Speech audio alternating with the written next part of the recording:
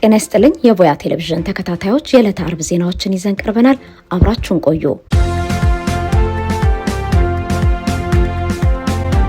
የቴዲ አፍሮ ሙዚቃ የከፈቱ ግሮሰሮች መታሸግና በዜጎች የግል ምርጫ ላይ የተጋረጠው አሳሳቢ ስጋት። በኦሮሚያ ክልል ሻሸመኔ ከተማ የድምፃዊ ቴዎድሮስ ካሳሁን ሙዚቃ ከፍተው ሲያዳምጡ የነበሩ የተባሉ 3 ግሮሰሮች በጸጥታ ኃይሎች መታሸጋቸው ተሰማ። ይህ እርምጃ በከተማዋ ነዋሪዎችና በንግዱ ማህበረሰብ ዘንድ ከፍተኛ ድንጋጤን የፈጠረ ሲሆን ከህግ አግባብ ውጪ ግለሰቦችን የሚሰሙትን ሙዚቃ መነሻ በማድረግ የሚወሰዱ እርምጃዎች የዜጎችን ሰብአዊና ዲሞክራሲያዊ መብቶች የሚጥሱ መሆናቸውን የህግ ባለሙያዎች እየገለጹ ነው። በየትኛውም የኢትዮጵያ ህግ ውስጥ አንድን የተፈቀደና በገበያ ላይ ያለ የኪነ ጥበብ ስራ ማድመጥ በወንጀል የሚያስቀጣ ተግባር አይደለም። ግሮሰሮቹ የታሸጉት ያለ ፍርድ ቤት ትዕዛዝና ያለምንም ግልጽ የወንጀል ክስ መሆኑ የንግድ ተቋማት ካለምንም ዋስትና በማንኛውም ጊዜ በባለስልጣናት ፍላጎት ሊዘጉ እንደሚችሉም ያሳያል። ይህ አካሄድ በሀገሪቱ የንግድ ስርዓት ላይ ያለው መተማመን የሚሸረሽር ከመሆኑ በላይ በንብረት የመጠቀም ህገ መንግስታዊ መብትን በግልጽ የሚጥስ ነው። ይህ እርምጃ በዜጎች ላይ ሳይታወጅ የታወጀ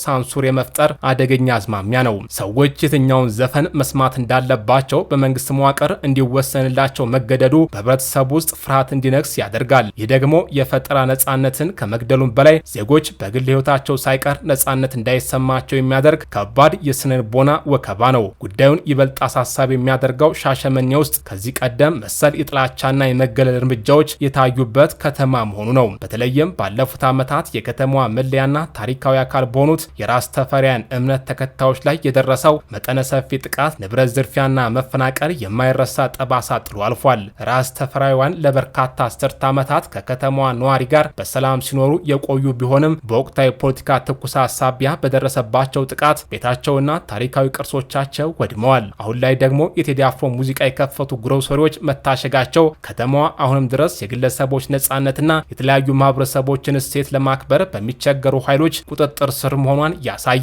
የራስ ተፈሪያን መከራና የዛሬው የግሮሰሮች መታሸግ በአንድ ነጥብ ይገናኛሉ።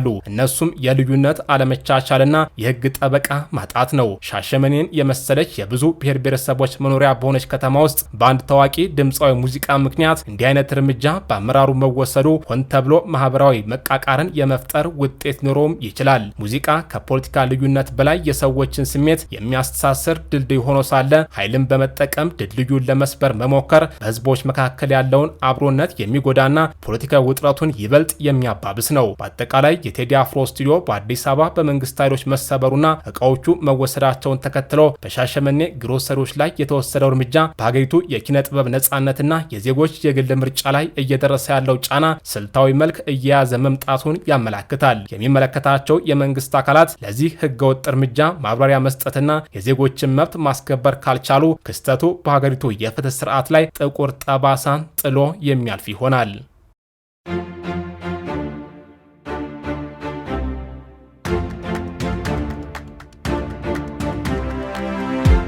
ኢትዮጵያ ወደ አዲስ የጦርነት አዙሪት ውስጥ እየገባች ነውን? በቀጠናው የተጋረጡ ወታደራዊና ዲፕሎማሲያዊ ስጋቶች በጀርመኖች ተነገረም። ኢትዮጵያ ከጎረቤት ሶማሊያና ከግብጽ ጋር የገባችበት ዲፕሎማሲያዊ ፍጥጫ ያየለ መምጣቱን ተከትሎ ቀጠናው ወደ መጠነ ሰፊ ወታደራዊ ግጭት ሊያመራ ይችላል የሚለው ስጋት በዓለም አቀፍ ተንታኞች ዘንድ አሳሳቢ እየሆነ መጥቷል። የዶቼ ቬለ ወቅታዊ ዘገባ እንደሚያመላክተው የኢትዮጵያ መንግስት ከአዋሳኝ ሀገራት ጋር ያለው ግንኙነት መሻከር ሀገሪቱን ለአዲስ ጦርነት እያዘጋጃት እንደሆነ ጠቋሚ ምልክቶች እየታዩ ነው። የውጥረቱ ዋነኛ መነሻ ኢትዮጵያ ከሶማሊላንድ ጋር የተፈራረመችው የባህር በር የመግባቢያ ስምምነት ሲሆን ይህ እርምጃ ሞቃዲሾን ከካይሮ ጋር ወታደራዊ ጥምረት እንድትፈጥር በር ከፍቷል።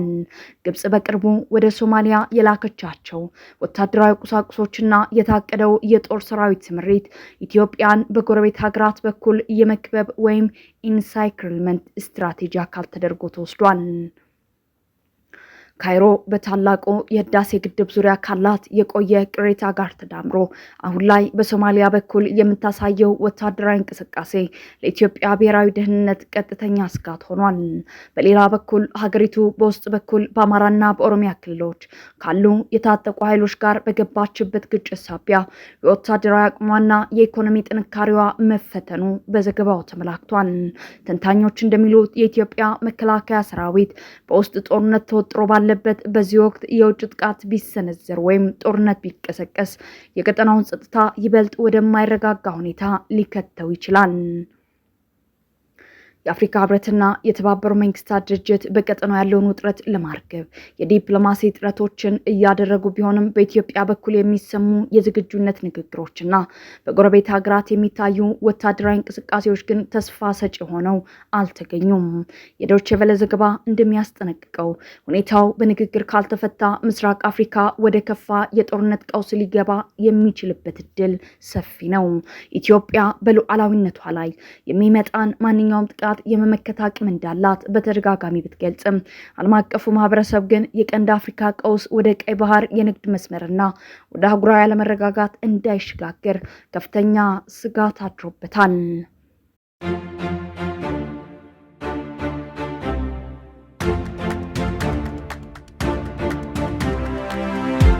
የስደት ህልም በሞት ጥላ ስር በሳውዲ የሞት ፍርድ የተፈረደባቸው 200 ኢትዮጵያውያንና የቀረበው የድረሱልን ጥሪ የተሻለ ህይወትና የሥራ ዕድል ፍለጋ የትውልድ ቀያቸውን ጥለው የተሰደዱ ኢትዮጵያውያን ወጣቶች በሳውዲ አረቢያ መንጠጋ አሲሪ በተባለ አካባቢ በሚገኘው ከሚስ ምሽት ማረሚያ ቤት ውስጥ የሞት ቀጠሯቸውን በጭንቀት እየተጠባበቁ ነው። ይህ ሰቅጣጭ የጅምላ የሞት ፍርድ የዜጎችን ህይወት ከመታደግ አኳያ በፌዴራል መንግስት ትከሻ ላይ እጅግ ከባድ የዲፕሎማሲ ፈተና ጥሏል። የትግራይ ወጣቶች ጉዳይ ቢሮ ለውጭ ጉዳይ ሚኒስቴር በጻፈው አስቸኳይ ደብዳቤ የጉዳዩን አሳሳቢነት ይፋ ሲያደርግ ስዕሉን ይበልጥ አሳዛኝ የሚያደርገው ፍርዱ የተላለፈበት መንገድ ነው። ከትግራይ ኦሮሚያና አማራ ክልሎች የተሰደዱት እነዚህ ከ200 በላይ ዜጎች ይህ የሞት ፍርድ የተበየነባቸው ምንም አይነት የህግ ጥበቃና አገልግሎት ባላገኙበትና ራሳቸውን መከላከል በማይችሉበት የፍትህ እጦት ውስጥ መሆኑን ቢሮ አጋልጧል። ጉዳዩ የሰብአዊ መብት ጥሰት ብቻ ሳይሆን የአንድን ሀገር ሉዓላዊ ክብር የሚፈትን መሆኑን የቢሮ ደብዳቤ በጠንካራ ቃላት ይሟገታል። ውሳኔውን ኢሰብአዊ ሲል የኮነነው ቢሮ እርምጃው በህዝብ ላይ ጠሊቅ የስነ ልቦና ጠባሳ የሚተውና ብሔራዊ ክብራችንን የሚያዋርድ ነው በማለት አስረግጦ ገልጿል። አገላለጽ የውጭ ጉዳይ ሚኒስቴር የዜጎችን ደህንነት በውጭ ሀገራት በማስጠበቅ ረገድ እያደረገ ያለውን የዲፕሎማሲ ጥረት በጥያቄ ምልክት ውስጥ የሚያስገባ ነው። ይህ አሳሳቢ ክስተት የኢትዮጵያና ሳውዲ አረቢያ የሁለትዮሽ ግንኙነት እውነተኛ መልክ ፈተና ላይ የሚጥል ነው። የኢትዮጵያ መንግስት ከሳውዲ ጋር ያለው መልካም የዲፕሎማሲ ግንኙነት በተደጋጋሚ ሲነሳ ቢቆይም ዜጎች መሰረታዊ የህግ ከለላ ተነፍጓቸው በጅምላ ወደ ሞት አፋፍ ሲገፉ ዝምታ ከተመረጠ የዚያ የዲፕሎማሲ ስኬት ትርጉም ምንድን ነው የሚለው የብዙዎች ጥያቄ ሆኗል። ቢሮ እንዳመለከተው ይህ አድራጎት የሁለቱን ሀገራት መልካም ግንኙነት ክፉኛ የሚያኮላሽ ነው። ጊዜው በፍጥነት እየረፈደ ነው። ከ200 በላይ ለሚሆኑ ቤተሰቦች የጭንቀት ሰዓት ቆጠራው ጀምሯል። የውጭ ጉዳይ ሚኒስቴር በአዲስ አበባ ከሚገኘው የሳውዲ ኤምባሲ ጋር በመተባበር በአፋጣኝ ዲፕሎማሲያዊ ማዕቀፍ ፈጥኖ መፍትሄ ካላመጣ በስደት የተዳከሙት እነዚህ ዜጎች እጣ ፈንታ በባዕድ ሀገር መቅጨት ይሆናል። አሁን ላይ ከእስር ቤት ግድግዳ ጀርባ ሆነው ከመንግስታቸው የሚጠብቁት ብቸኛ ተስፋ ይህንን የህይወት አድን ጣልቃ ገብነት ብቻ ነው።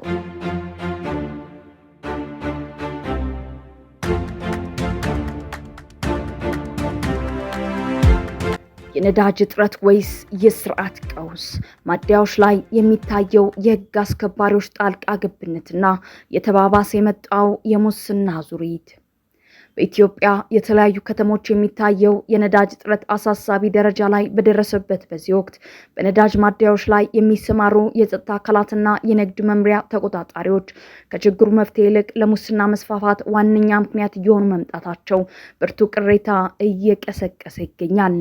ጉዳዩን በቅርበት የሚከታተሉ ወገኖች እንደሚሉት ህግ ለማስከበርና ሰልፍ ለማስተካከል በሚል ማደያዎች ላይ የሚገኙ ኃይሎች አሰራሩን ከማቅለል ይልቅ ነዳጁን የተሻለ ክፍያ ለሚያቀርቡ ሹፌሮች በድብቅ በመሸጥ ላይ ተሰማርተዋል። ይህም በስርዓት ሰልፋቸውን ይዘው የሚጠባበቁ ሹፌሮች መብት እንዲረገጥና ላልተገባ እንግልት እንዲዳረጉ አድርጓቸዋል። በተለይም ሹፌሮች ከጸጥታ አካላት የሚደርስባቸውን ወከባና ጭማሪ ለሚከፍል ብቻ የሚለውን አድሎ በመቃወም የንግድ መምሪያንም ሆነ የጸጥታ ኃይሎች ከማደያዎች አካባቢ እንዲርቁ ጥሪ እያቀረቡ ነው። እንደ ሹፌሮቹ እምነት ራሳቸው በመካከላቸው የስነ ምግባር ደንብ ማውጣትና ሰልፍ በመጠበቅ እርስ በርሳቸው ተጠባብቀው ቢስተናገዱ አሁን ካለው የሙስናና የግርግር አሰራር የተሻለ ውጤት ይመጣል። የህግ አስከባሪዎች ጣልቃ ገብነት ካልቀነሰም የነዳጅ አቅርቦቱ ችግር በራሱ ከሚፈጠረው ጫና ይልቅ በሰዎች መካከል የሚፈጠረው የፍትሃዊነት ጥያቄና የጸጥታ ኃይሎች በሙስና መዘፈቅ ጉዳዩን ወደ ማህበራዊ ቀውስ ሊለውጠው እንደሚችል ስጋቶች አሉ። ህግ አስከባሪው ራሱ ህግ ጥፋተኛ በሆነበት ሁኔታ ስርዓት ማስከበር አይችልም የሚሉት ተጎጂዎቹ መንግስት ይህን የተዛባ አሰራር በአስቸኳይ እንዲፈትሽ እየጠየቁ ነው። ይህ በእንዲህ እንዳለ በመካከለኛው ምስራቅ ባለው ጦርነት ምክንያት በጅቡቲ በኩል ያለው የነዳጅ አቅርቦት መጓተት ማደያዎች ላይ ያለውን ጫና ይበልጥ አክብዶታል። ይሁን እንጂ ያለው ጥቂት ነዳጅ እንኳን ለተገቢው ተጠቃሚ እንዳይደርስ እንቅፋት የሆኑት አስተባባሪ ተብለው የሚመደቡ አካላት መሆናቸው ችግሩ ከአቅርቦት እጥረት ባለፈ የአሰራርና የብልሹ አሰራር ውጤት መሆኑን በግልጽ ያሳያል።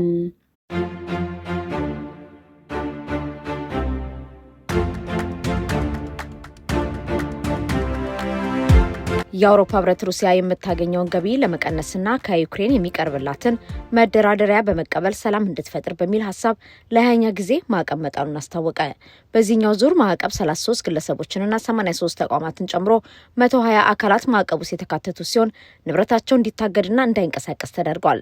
የኮሚሽኑ የውጭ ጉዳይ ደህንነት ፖሊሲ ኃላፊ ካጃ ካላስ ሲናገሩ ዛሬ ትልቅ ውጤት አግኝተናል። ለዩክሬን የ90 ቢሊዮን ዩሮ ተጨማሪ ብድር ለመፍቀድ የተስማማን ከመሆኑም በላይ 20ኛውን የሩሲያ የማዕቀብ ፓኬጅም አጽድቀናል ብለዋል። ጨምሮም የአውሮፓ ህብረት ዩክሬን የተፈጸመባት ህገወጥ ወረራ ለመከላከል በምታደርገው ጥረት ከጎኗ ይቆማል። አሁን ሩሲያ በጦርነት የተነሳ የምታወጣው ወጪ እየጨመረ ሲሆን ዩክሬን ደግሞ ገበያው እያደገ ነው። ፑቲን ጦርነት የትም እንደማያደርስ እስከሚረዳ ድረስ እንዲህ አይነቱን ጫና እንቀጥላለን በማለት አስረድተዋል። በአዲሱ ማዕቀብ በሩሲያ የኃይል ዘርፍ ላይ ያነጣጠረ ሲሆን በነዳጅ ፍለጋ፣ አቅርቦት ማጣራትና ማጓጓዝ ስራ ላይ የተሰማሩት ተካተውበታል። እንዲሁም 46 መርከቦች በማዕቀብ ውስጥ በመግባታቸው በአውሮፓ ህብረት ማዕቀብ የተጣለባቸው መርከቦች ቁጥር አሁን 632 ደርሷል።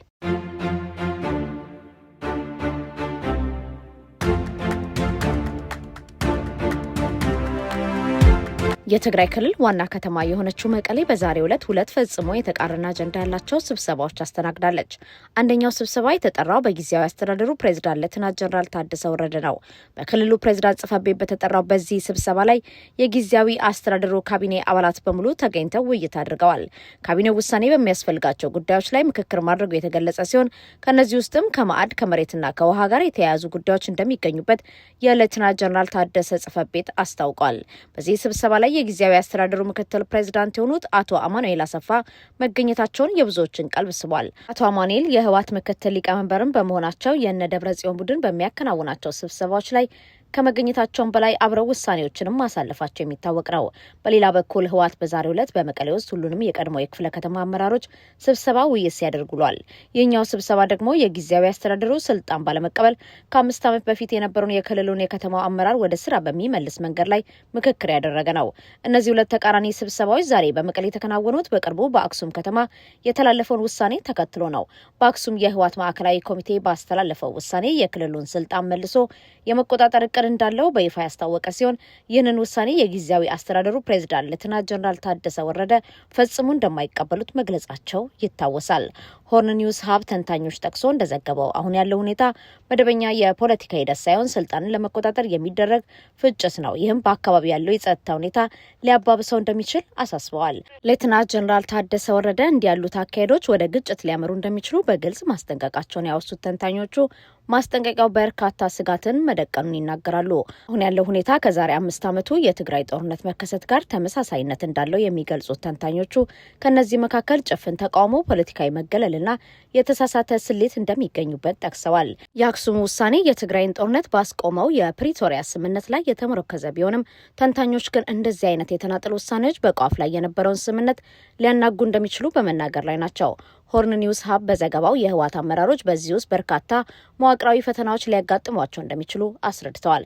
ከነዚህ መካከል ህጋዊነት፣ የውስጥ ሽኩቻ፣ የዲፕሎማሲ ድጋፍና ወታደራዊ አቅም እንደሚገኙበት የጠቀሰው ዘገባው እነዚህ ሁኔታዎች አሁን ካለው ፖለቲካዊ አካሄድ ጋር ሲደመሩ ስልጣናቸውን ለማስቀጠል እንቅፋት እንደሚሆንባቸው አስታውቀዋል።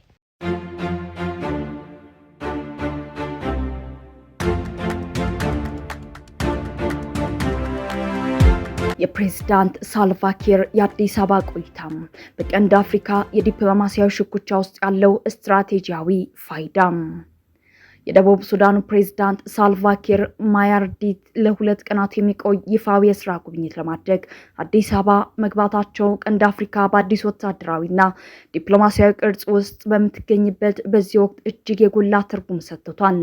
ጠቅላይ ሚኒስትር ዶክተር አብይ አህመድ ለፕሬዝዳንቱ ያደረጉት አቀባበል በሁለቱ ሀገራት መካከል ያለውን ዘላቂና ጠንካራ ትስስር የሚያረጋግጥ ቢሆንም ከግርማዊ አቀባበሉ ጀርባ ግን ቀጠናዊ ትኩሳት ያለባቸው አጀንዳዎች የውይይቱ ዋነኛ ማዕከል መሆናቸው አይቀሬ ነው።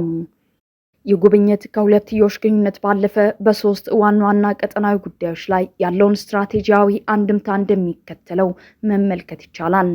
ኢትዮጵያ ከሶማሌላንድ ጋር የመግባቢያ ስምምነት መፈረሟን ተከትሎም ከሶማሊያ ጋር የገባችበት ዲፕሎማሲያዊ ፍጥጫና ግብጽ በሞቃዲሾ በኩል ያሳየችው ያለው ወታደራዊ እንቅስቃሴ አዲስ አበባ የጎረቤት ሀገራትን ድጋፍ ይበልጥ እንድትሻ አድርጓታል። በዚህ ወቅት የፕሬዝዳንት ሳልቫኪር መገኘት ኢትዮጵያ ቀጠናው ያላትን ተቀባይነት ለማሳየትና ከደቡብ ሱዳን ጋር ያላትን ወታደራዊና የደህንነት ትብብር ለማደስ የምትጠቀምበት ወሳኝ አጋጣሚ ነው። ይህም አዲስ አበባን በብቸኝነት ለመክበብ ለሚደረገው ዲፕሎማሲያዊ ጥረት ጠንካራ ምላሽ ሆኖ ሊወሰድ ይችላል። ደቡብ ሱዳን በቅርቡ የአባይን ውሃ ፍትሐዊ አጠቃቀም የሚደነግገውን የትብብር ማዕቀፍ ስምምነት ወይም ሲኤፍኤ ማጽደቋ ለኢትዮጵያ ትልቅ ዲፕሎማሲያዊ ስኬት ነው። ይህ እርምጃ ግብጽ በናይል ውሃ ላይ ያላትን የቆየ የበላይነት ጥያቄ ውስጥ የሚከት በመሆኑ የሁለቱ መሪዎች ውይይት ስምምነቱን ወደ ተግባር ለመለወጥ በሚቻልባቸው መንገዶች ላይ እንደሚያተኮር ይጠበቃል። ይህም ኢትዮጵያና ደቡብ ሱዳን በናይል ጉዳይ ላይ ያላቸውን የጋራ አቋም በማጠናከር በቀጠናው ከሚሰነዘርባቸው ተጽዕኖ ራሳቸውን የሚከላከሉበት ስልታዊ ጥምረት እንዲፈጥሩ በር ይከፍታል። በጎረቤት ሱዳን እየተካሄደ ያለው ደም አፋሳሽ ጦርነት ለሁለቱም ሀገራት ቀጥተኛ ስጋት መሆኑ አይካድም። በሚሊዮን የሚቆጠሩ ስደተኞች ፍሰትና የድንበር ደህንነት መላላት ኢትዮጵያና ደቡብ ሱዳንን በጋራ የሚያሳስብ ጉዳይ ነው። መሪዎቹ በሱዳን ጉዳይ ላይ ያላቸውን አቋም በማቀናጀት በምስራቅ አፍሪካ የልማት በይነ መንግስታት ወይም ኢጋድ በኩል የሚደረጉ የሰላም ጥረቶች ስኬታማ እንዲሆኑና ጦርነቱ ወደ ድንበሮቻቸው እንዳይሸጋገር የሚያስችሉ የጸጥታ ስምምነቶች ላይ የመምከር ዕድላቸው ሰፊ ነው።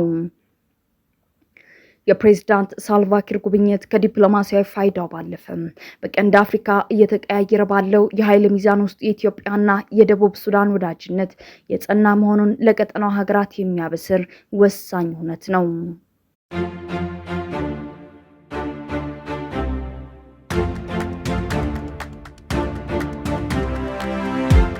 የጃፓን መንግስት ኃይል ለመቆጠብ ለሰራተኞች አዲስ የአለባበስ ህግን አወጣ። በመካከለኛው ምስራቅ የሚካሄደው ጦርነት በመላው ዓለም የኃይል ወጪን እየጨመረ መሆኑ ይታወቃል። ይህንን ወጪ ለመቀነስና ኃይልን ለመቆጠብ የቶኪዮ መንግስት ዛሬ አዲስ መመሪያ ይፋ አድርጓል። የቶኪዮ ሜትሮፖሊታን አስተዳደር እንደገለጸው የመንግስት ሰራተኞች አጫጭርና እንደ ቁምጣ ያሉ ልብሶችን እንዲያደርጉ ይበረታታሉ።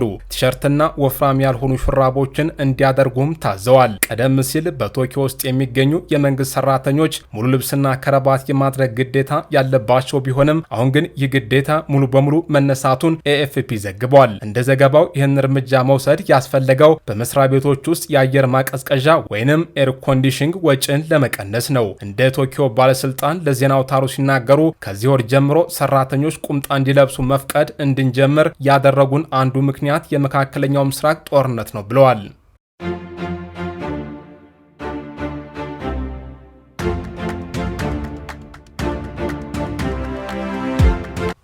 የመቀሌ ሰሜን ክፍለ ከተማ አመራሮች የህወሓትን ውሳኔ በሙሉ ድምጽ ደገፉ ተባለ። የመቀሌ ከተማ ኮሚኒኬሽን ጉዳዮች ቢሮ ባሰራጨው መረጃ የሰሜን ክፍለ ከተማ አመራሮች ዛሬ ባደረጉት ስብሰባ የህወሓት ማዕከላዊ ኮሚቴ በህዝብ የተመረጠው መንግስት እንዲመለስ ያሳለፈውን ውሳኔ በሙሉ ድምጽ ደግፈዋል ብሏል። እንደ መረጃው ከሆነ ለዚህ ውሳኔ መሰረት የሆነውን ጽሁፍ ያቀረቡት የክፍለ ከተማ ዋና አስተዳዳሪ አቶ ሙሉጌታ ገብሩ ነበሩ። በጽሁፋቸው በህወሓትና በኢትዮጵያ መንግስት መካከል የተደረገው ጦርነት በፕሪቶሪያ ስምምነት ላይ ተደርሶ ጊዜያዊ አስተዳደሩ ተቋቁሟል ያሉት አቶ ሙሉጌታ ሲቀጥሉም ለሰላም ሲባል በህዝብ የተመረጠው ምክር ቤት ፈርሶ የተቋቋመው ጊዜያዊ አስተዳደር ኃላፊነቱን መወጣት አልቻለም ብለዋል። ጨምረውም በፕሪቶሪያው ስምምነት መሰረት ጊዜያዊ አስተዳደር ሲመሰረት የሁሉም ሰው ተስፋ ቢያንስ በትግራይ ውስጥ ያሉ ችግሮችን ሙሉ በሙሉ የሚፈታ አስተዳደር እንደሚኖር ነበር። ሆኖም ጊዜያዊ አስተዳደር ባለፉት 3 ዓመታት ተፈናቃዮችን የመመለስ ስራ አልሰራም። የትግራይ መሬትም በጠላት እጅ ነው ያሉት አቶ ሙሉጌታ ከዚያም አልፎ አሁን መድኃኒት፣ የመንግስት ሰራተኞች ደሞዝና ነዳጅ ላይ ክልከላ መጣሉን አስታውቀዋል። በማስከተልም ስለዚህም የፕሪቶሪያው ስምምነት ተጥሷል፣ የትግራይን ህዝብ ትግልና ህልውና ሊመራ የሚችል መንግስት ሊኖረን ይገባል በማለት መግለጻቸውን ያስታውቀው ኮሚኒኬሽን ቢሮ እዚህም ላይ በተሰጠው ድምፀ ውሳኔ በሙሉ ድምፅ ድጋፍ ማግኘቱን አስረድቷል። በመቀሌ ከተማ ውስጥ በሌሎች ክፍለ ከተሞችም በተመሳሳይ የህወሓት ውሳኔ በሙሉ ድምፅ መስደቁን መረጃው ይፋ አድርጓል።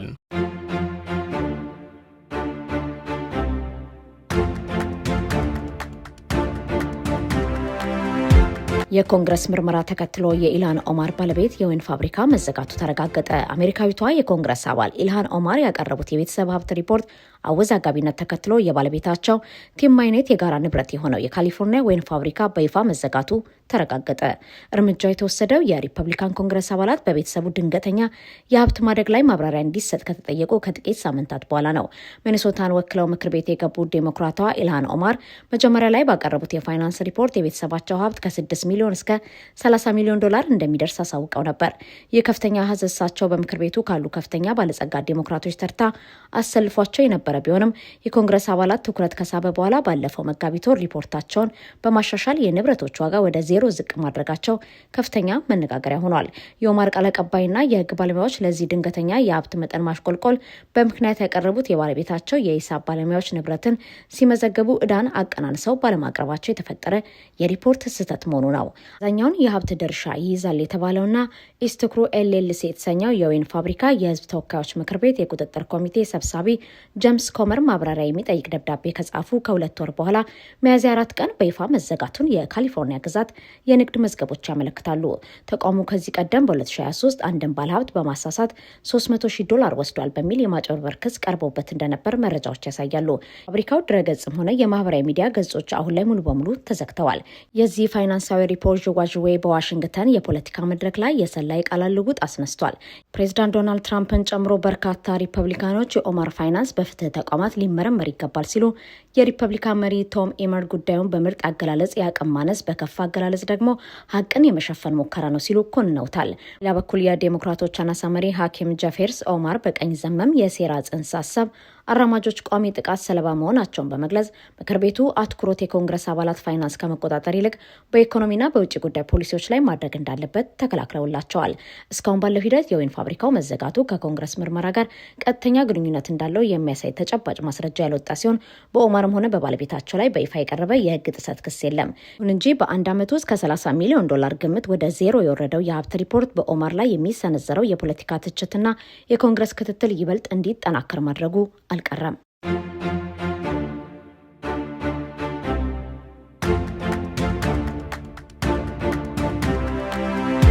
በአሜሪካና በኢራን መካከል የተነሳው ጦርነት በርካታ መዘዞችን ይዞ እየመጣ ነው። ዛሬ ሮይተርስ እንደዘገበው በዚህ ጦርነት ዙሪያ ስፔንና እንግሊዝ በያዙት አቋም የተነሳ አሜሪካ በእነዚህ ሀገራት ላይ በምትወስደው የቅጣት እርምጃ ላይ ጥናት እያደረገች ነው። አንድ ከፍተኛ የአሜሪካ ባለስልጣን የፔንታጎን ውስጣዊ ማስታወሻ ጠቅሰው ለዜና አውታር በሰጡት መግለጫ የኔቶ አባል ሆነው አሜሪካን ባልደገፉ ሀገራት ላይ ቅጣት ለመጣል መታቀዱን አስረድተዋል። ከነዚህ ሀገራት መካከል ስፔንና እንግሊዝ ዋነኞቹ ሲሆኑ ባለስልጣኑ እንዳሉት ስፔን ከኔቶ አባልነት እንድትታገድ ማድረግ እንደ አማራጭ ቀርቧል። በእንግሊዝ ላይ ደግሞ የፋልካን ደሴቶች ላይ በምታቀርበው የይገባኛል ጥያቄ አሜሪካ አቋሟን የምትቀይርበት መንገድ እየተጠና መሆኑን ገልጸዋል። ይህንን ማስታወሻ በተመለከተ ከዜና አውታር ጥያቄ የቀረበላቸው የፔንታጎን ቃል አቀባይ ኪንግስሊ ዊልሰን ሲመልሱ ከዚህ ቀደም ፕሬዚዳንት ትራምፕ እንደገለጹት አሜሪካ ለኔቶ አባል ሀገራት ሁሉንም አይነት ድጋፍ ብታደርግም እነሱ ግን ከኛ ጋር አልቆሙም። መናገር የምንችለው አጋሮቻችን የወረቀት ነብር ሆነው እንደማይቀጥሉ ሲሆን ስለ ጉዳዩ ዝርዝር አስተያየት መስጠት ግን ይቸግረኛል ብለዋል። ይህ ዘገባ ከተሰራጨ በኋላ የእንግሊዝ ጠቅላይ ሚኒስቴር ኬሪ ስቲመር ቃል አቀባይ በየትኛውም አይነት ጫና ዩናይትድ ኪንግደም በኢራን ጦርነት ላይ ያላትን አቋም አትለውጥም ሲሉ ተናግረዋል።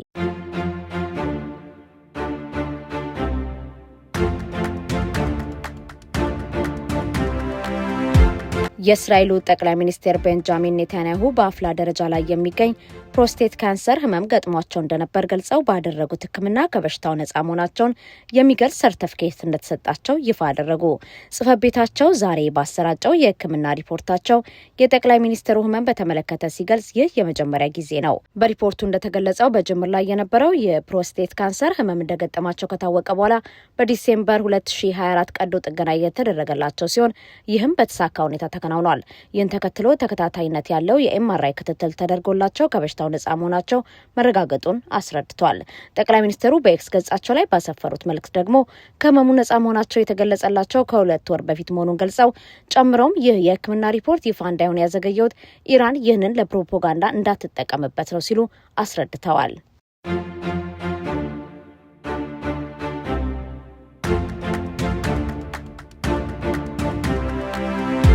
የ2026 ዓለም ዋንጫ የፍጻሜ ጨዋታ የመግቢያ ትኬት በጥቁር ገበያ እስከ $2 ሚሊዮን እየተጠየቀበት ነው። በዩናይትድ ስቴትስ፣ ካናዳ እና ሜክሲኮ አስተናጋጅነት የሚካሄደው የ2026ቱ የዓለም ዋንጫ ገና ሳይጀመር በኒው ጀርሲ ሜት ላይፍ ስታዲየም ለሚደረገው የፍጻሜ ጨዋታ የመግቢያ ትኬት ዋጋ በታሪክ ታይቶ በማይታወቅ ሁኔታ ወደ ሰማይ መውጣቱ ተሰማ። የሲኤንኤን ወቅታዊ ዘገባ እንደሚያመላክተው በተለያዩ የትኬት ድጋሚ መሸጫ መድረኮች ላይ የአንድ ትኬት ዋጋ እስከ $2 ሚሊዮን እየተጠየቀበት ይገኛል። የአስደንጋጭ የዋጋ ጭማሪ የታየው ፊፋ ትኬቶችን በይፋ መሸጥ ከጀመረ ጥቂት ጊዜያት በኋላ ሲሆን በህጋዊ መንገድ ትኬቶችን ቀድሞ የገዙ ግለሰቦችና ድርጅቶች ትኬቶቹን በጥቁር ገበያ መልሰው እያወጡት መሆኑን ለዋጋው መናር ዋነኛ ምክንያት ሆኗል። ምንም እንኳን ፊፋ ትኬቶቹ በህገወጥ መንገድ እንዳይሸጡ ጠንካራ ቁጥጥር እንደሚያደርግ ቢገልጽም በተለይም በቪአይፒ እና በክብር እንግዶች መቀመጫ አካባቢ ያሉ ትኬቶች ግን ለተራው ስፖርት አፍቃሪ የማይታሰብ ዋጋ እየተጠየቀባቸው ነው። ይህ የዋጋ ግሽበት በእግር ኳስ አፍቃሪዎች ዘንድ ከፍተኛ ቁጣን ቀስቅሷል። ብዙዎች ጨዋታው ለሀብታሞች ብቻ የተወሰነ የሆነ መምጣቱንና ፊፋ ለትርፍ ከሚሮጡ ድርጅቶች ይልቅ ለደጋፊዎች ጥበቃ ማድረግ እንዳለበት እየተቹ ነው። በተለይም ስታዲየሙን የሚሞላው ተራው ደጋፊ መሆኑ እየታወቀ ትኬቶች እንደ ንብረት ኢንቨስትመንት ተቆጥረው በሚሊዮን የሚቆጠር ዶላር መጠየቁ የስፖርቱን መንፈስ የሚጻረር መሆኑ በስፋት እየተገለጸ ይገኛል። የ2026 ዓለም ዋንጫ በታሪክ ለመጀመሪያ ጊዜ በ48 ሀገራት መካከል የሚደረግና በ3 ሀገራት የሚስተናገድ በመሆኑ ፍላጎቱ ከፍተኛ እንደሚሆን ቢገምትም አሁን የታየው $2 ሚሊዮን የትኬት ዋጋ ግን ከግምቶች ሁሉ በላይ ሆኗል። የዘርፉ ተንታኞች እንደሚሉት ከሆነ ይህ ሁኔታ ካልተገታ ጨዋታው ከመቃረቡ ጋር ተያይዞ ዋጋው ይበልጥ ሊጨምር ስለሚችል ፊፋና ያስተናጋጅ ሀገራቱ መንግስታት በድጋሚ ሽያጭ ገበያው ላይ ጠንካራ የህግ ማዕቀፍ ሊዘረጉ ይገባል። በአጠቃላይ የዓለም ዋንጫ የፍጻሜ ጨዋታን በአካል ተገኝቶ የመመልከት ህልም አሁን ላይ ከስፖርታዊ ፍላጎት ይልቅ ወደ ቢሊዮነሮች የቅንጦት ፍላጎትነት ተቀይሯል።